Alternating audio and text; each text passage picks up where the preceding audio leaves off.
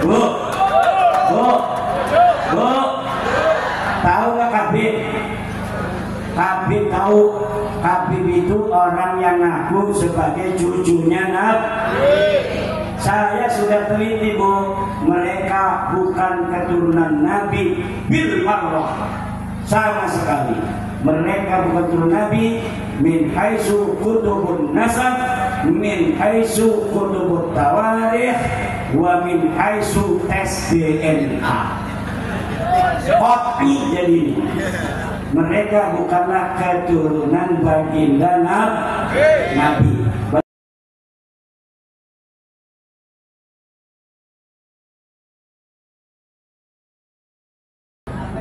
Assalamualaikum warahmatullahi wabarakatuh.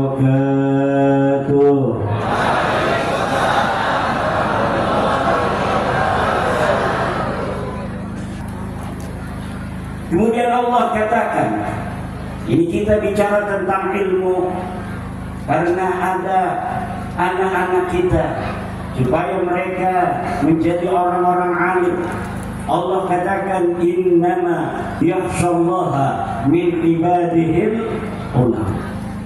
Innama yakhshallaha, hanyalah ulama yang takut kepada Allah. Innama yakhshallaha min ibadihil ulama, hamba-hamba Allah yang di dalam hatinya ada ketakutan kepadanya hanyalah ulama. Ulama izdada ilmu izdadat khasyatuh.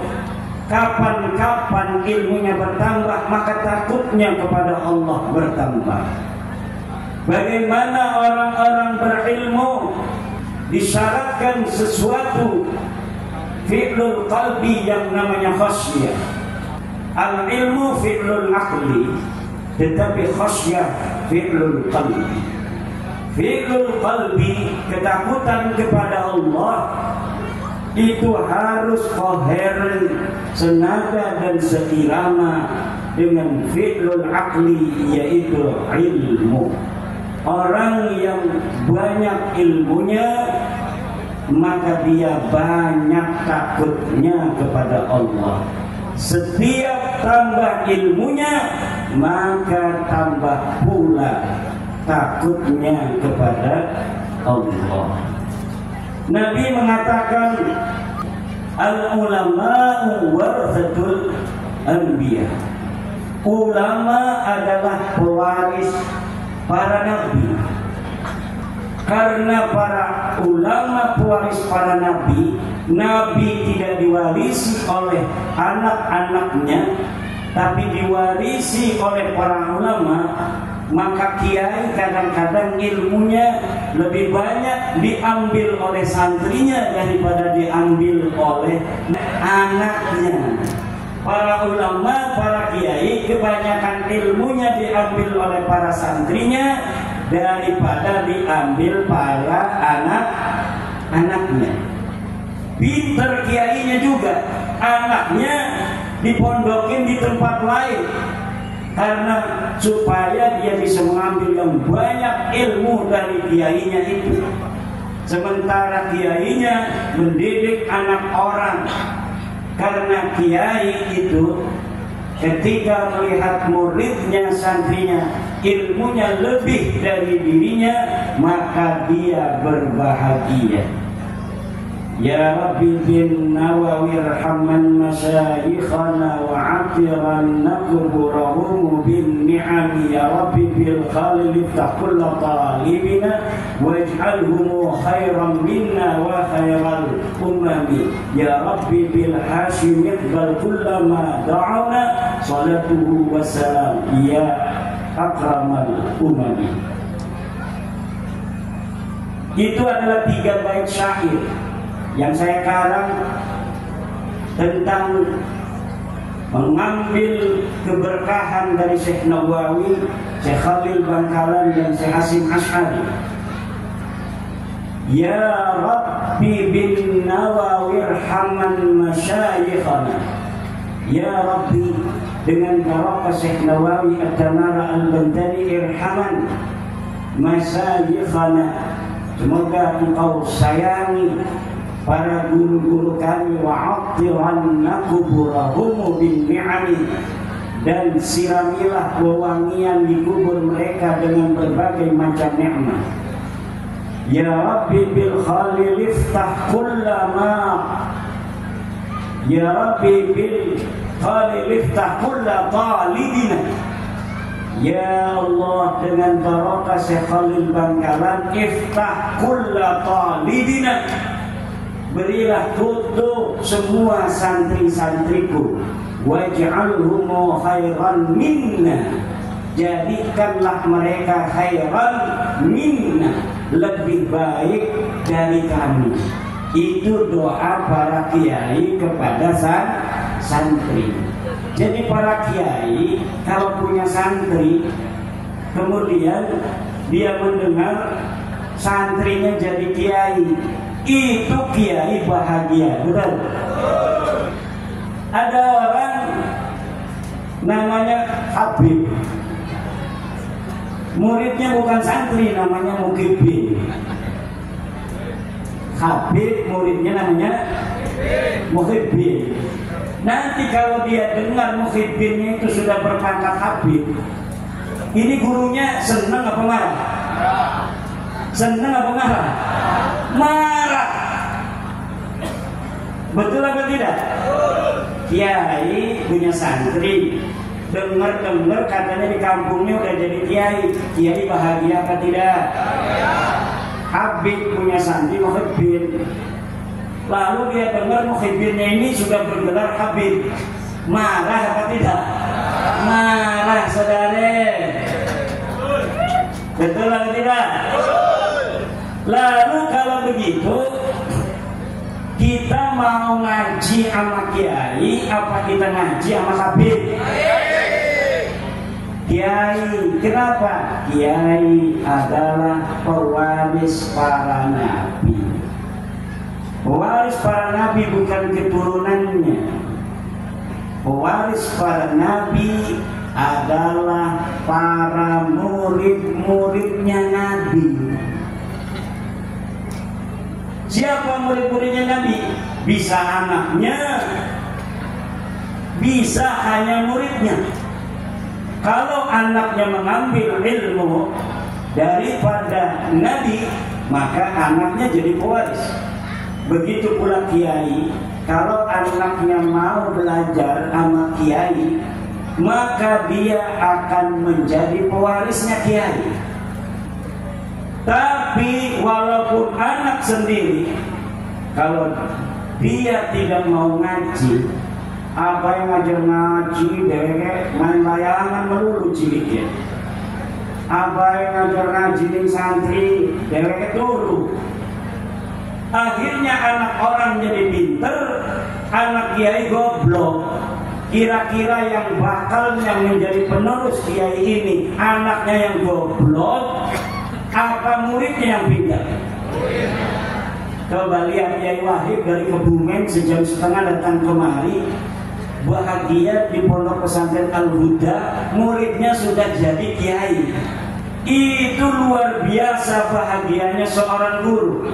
Itu kalau kiai dengan murid yang bikin pondok bukan merasa kesaing, tapi senang. Alhamdulillah. Makanya para ibu, para bapak hadirin ma'asyiral muslimin rahimahumullah, sejak zaman dulu ketika Islam baru datang di Pulau Jawa ini, para penyebar agama Islam pertama yaitu para wali songo, Maulana Malik Ibrahim, Sunan Giri, Sunan Ampel, Sunan Bonang, Sunan Derajat, Sunan Mulia, Sunan Kudus, Sunan Kalijogo, Sunan Gunung Jati, Syarif Hidayatullah. Itu walaupun mereka adalah min dzurriyyati Rasulillah sallallahu alaihi wa alihi wasallam, kepada anak keturunannya tidaklah mendoktrin sejak kecil bahwa mereka keturunan daripada Rasulullah. Bahkan saya tidak tahu daerah lain, kalau di daerah Banten, Sultan Banten, anaknya sejak kecil baru lahir itu sudah ditaruh di para kiai. Dia sejak kecil tidak tahu kalau dia anaknya sultan, dirahasiakan. Orang teman-temannya aja nggak ada yang tahu. Orang kampung yang ada di tempatnya kiai itu juga tidak tahu. Secara rahasia dititipkan pada kiai, kemudian dididik sejak orok dengan didikan kesatria, didikan sederhana. Ketika anaknya sudah baligh, kemudian diajari ilmu kanuragan, diajari tata krama, diajari ilmu tata negara. Ketika sudah siap dia untuk memimpin, baik jadi penerus ayahnya maupun jadi perwira-perwira di keraton, baru dikatakan engkau anak sultan. Maka ketika dia di keraton, dia sudah biasa hidup penuh kesederhanaan, dia hidup penuh ketawaduan. Akhirnya dia mempunyai sensitivitas tinggi kepada masyarakat. Makanya para hadirin hadirat kaum muslimin rahimakumullah, para kiai-kiai keturunan Wali Songo meneruskan tradisi itu. Walaupun dia punya pondok, banyak santri yang mondok di tempatnya, anaknya ya dibuang. Karena mondok itu bukan hanya soal mencari ilmu, tapi soal menjauhkan anak kita dari kasih sayang ayah dan ibu. Kejauhan anak dengan ayahnya dan ibunya penting untuk memupuk kemandirian sejak dini, untuk memupuk kesederhanaan, untuk memupuk ketawaduan, akhlak, mau berkhidmat kepada gurunya dia di sana. Semakin dia itu dipondokin tanpa dititipin oleh ayahnya yang juga kiai, maka semakin dia tidak dikenal, maka itu semakin bagus. Jadi kalau kita kiai mondokin anak di pesantren, kita pura-pura nggak tahu aja anak kita siapa. Pokoknya anak saya di sini kiai, anak saya di sini kiai. Agar apa? Agar anak kita tidak mendapat keistimewaan. Nanti kalau guru anak kita yang tahu mana anak kita, nanti dicari-cari. Nanti akan diistimewakan karena putra temannya dan lain sebagainya. Dulu demikianlah cara orang-orang tua kita di dalam cara taktik memondokkan anaknya agar anaknya sama seperti santri-santri lainnya. Dan inilah ajaran Wali Songo, ajaran kesetaraan, ajaran yang berdasarkan apa yang dikatakan Allah di dalam Al-Quran, inna akramakum indallahi atqakum. Sesungguhnya orang yang paling mulia di sisi Allah adalah orang yang paling bertakwa. Nanti di sini saya tadi dibatasi oleh sahibul bait kiai kita sahibul huda, wong kang ngeduweni pondok pesantren Al Huda, bahwa kiai ceramahnya jangan lama-lama, nanti akan diskusi yang akan dimoderatori oleh mantan ketua PCNU Kebumen. Oleh karena itu nanti kita akan bahas tentang nasab para Habib Balawi. Bu, tahu nggak Habib? Habib tahu. Habib itu orang yang ngaku sebagai cucunya Nabi. Saya sudah teliti, Bu, mereka bukan keturunan Nabi bil marrah, sama sekali. Mereka bukan keturunan Nabi min haitsu kutubun nasab, min haitsu kutubut tawarikh, wa min haitsu tes DNA. Kopi jadi ini.